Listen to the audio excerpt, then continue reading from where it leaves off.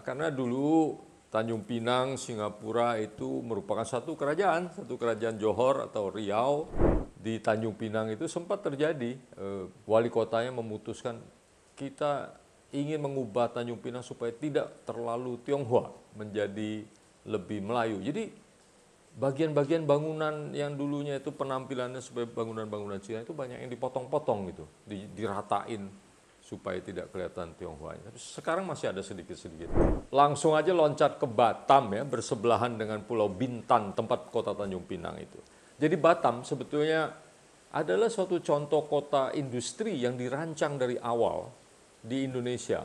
Mungkin satu-satunya sesudah Indonesia merdeka itu. Tetapi orang kalau ke Batam tuh sering merasa ini kok agak susah ditangkap, di mana pusatnya, di mana pinggirnya, sepertinya berserakan gitu.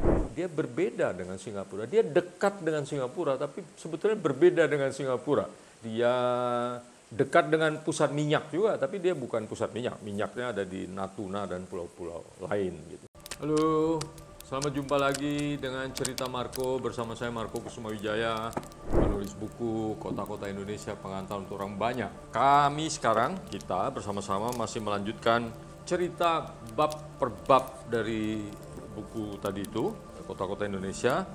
Sekarang kita bahas tentang Tanjung Pinang dan Batam. Sebelumnya kita sudah mengatakan ini dulu orang-orang Bugis datang ke sini membangun negara dan membangun kota. Nah, sebetulnya sejak dulu Tanjung Pinang itu merupakan tempat berbagai bangsa datang gitu. Jadi kalau teman-teman pergi ke Tanjung Pinang, pasti paling familiar itu dengan yang namanya mie tiao. Bakmi, pokoknya dengan rasa yang khas lah gitu. Itu tentu saja orang-orang Tionghoa ya. Jadi banyak orang-orang Tionghoa di Tanjung Pinang, udah cukup lama. Juga di Singapura, karena dulu Tanjung Pinang, Singapura itu merupakan satu kerajaan Johor atau Riau, yang selat itu bukan pemisah, jadi orang banyak berdagang. Karena itu banyak, bukan saja orang Tionghoa, orang Bugis dan orang Melayu dan sebagainya gitu. Cuman memang menarik ini, batas negara Indonesia sesudah makin kokoh, sesudah tahun 60-an, 70-an, ketika Singapura kok menjadi makin Tionghoa, karena memang mayoritasnya Tionghoa, sementara di Tanjung Pinang itu sempat terjadi, wali kotanya memutuskan kita ingin mengubah Tanjung Pinang supaya tidak terlalu Tionghoa, menjadi lebih Melayu. Jadi bagian-bagian bangunan yang dulunya itu penampilannya sebagai bangunan-bangunan Cina itu banyak yang dipotong-potong gitu, diratain supaya tidak kelihatan Tionghoa. Sekarang masih ada sedikit-sedikit. Teman-teman, memang biasa, politik identitas di dalam kota itu sangat biasa gitu. Kita tahu Singapura selain melestarikan beberapa bagian kotanya yang merupakan peninggalan tradisi Tionghoa, mereka juga sebetulnya ingin sekali Singapura itu lebih menjadi Eropa daripada menjadi Asia. Saya ingin langsung aja loncat ke Batam ya, bersebelahan dengan Pulau Bintan, tempat kota Tanjung Pinang itu. Batam sebetulnya sampai tahun 70-an penduduknya sedikit sekali, hanya 6.000-an orang di pesisir, tapi sekarang itu 1,3 juta. Kebetulan minggu lalu saya ke Batam karena buku ini diundang oleh BP Batam untuk menceritakan Batam menurut catatan-catatan saya, dan kami berdiskusi gitu. Jadi Batam sebetulnya adalah suatu contoh kota industri yang dirancang dari awal di Indonesia. Mungkin satu-satunya sesudah Indonesia merdeka itu.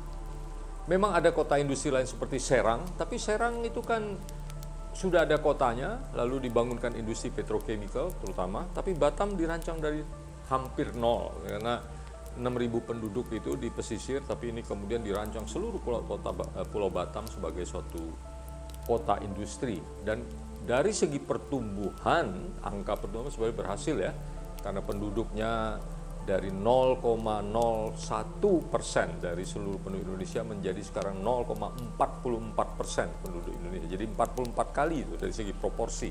Dari segi jumlahnya dari 6.000 menjadi 1,3 juta. Ini kalau kita cerita ini memang bisa kehilangan napas ini, karena pertumbuhan yang paling cepat yang pernah dicatat oleh Indonesia.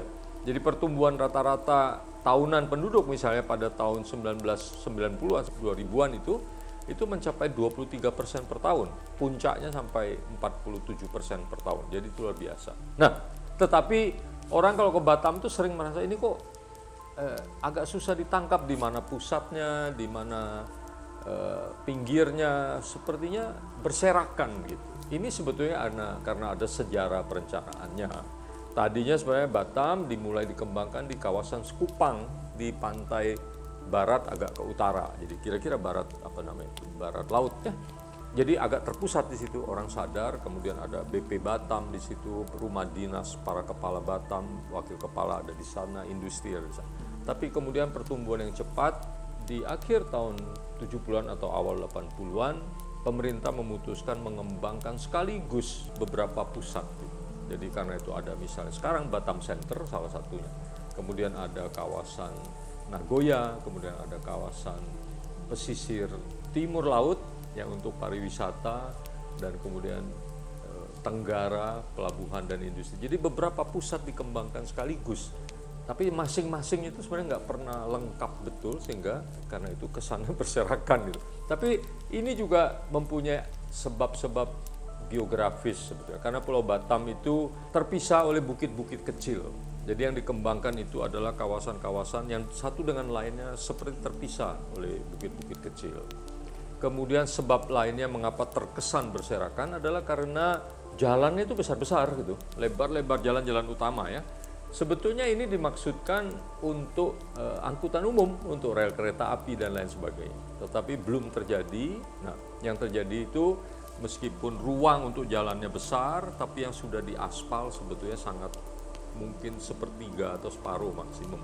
Sehingga seolah-olah kiri kanan itu masuk kosong, dan karena itu kesannya satu bagian dengan bagian lain seperti terpisah. Nah, Batam ini tidak mudah sebetulnya. Dia sebuah kota yang benar-benar didasarkan pada apa yang disebut posisi strategis ya. Karena tidak ada hasil tambang, pertanian ada sedikit, sayur-sayuran dan kemudian perikanan sedikit.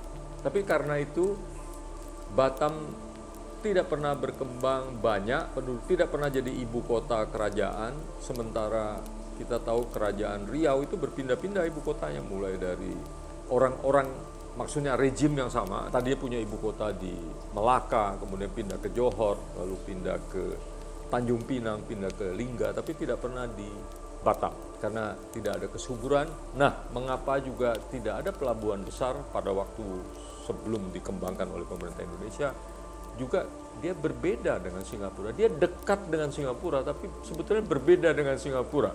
Singapura itu pelabuhannya lebih terlindung dari angin.